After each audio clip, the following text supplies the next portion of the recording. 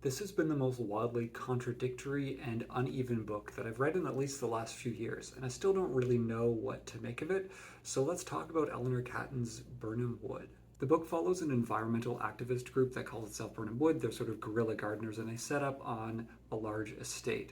And I really think Catton's ear for dialogue is incredible. All of the conversations between all of the characters flows really, really well and naturally, and it's really engaging and feels very lived in.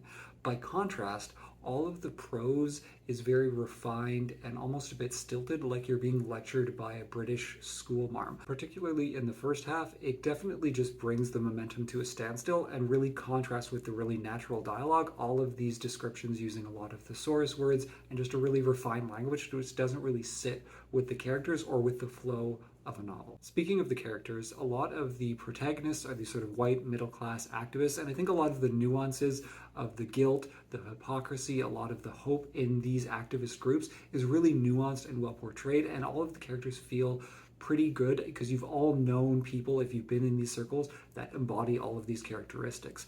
But by contrast, the main villain antagonist, who's this tech bro named Robert Lemoine, is basically pulled from the most credulous New York Times puff piece, where he's just preternaturally smart and really good at social engineering and figuring out people and just knows everything, is super in control.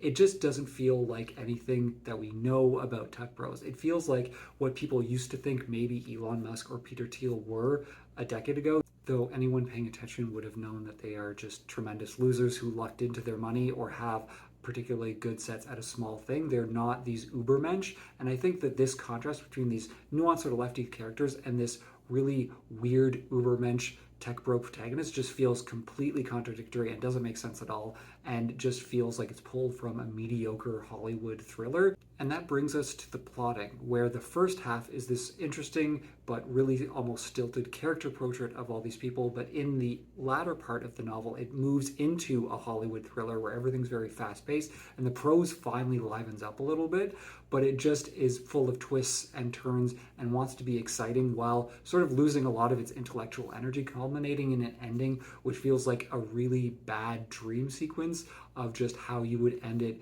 in a $200 million Hollywood thriller. It's just completely nonsensical from this reality to this nonsense that just keeps contrasting back and forth throughout this entire novel, that by the end, I have no idea what to make of it. The highs are pretty good and the lows are really, really low. And this is just a baffling construction full of interesting themes, but all of it is just a hodgepodge where you don't know what Catton is really trying to do. And I remained very confused by this book.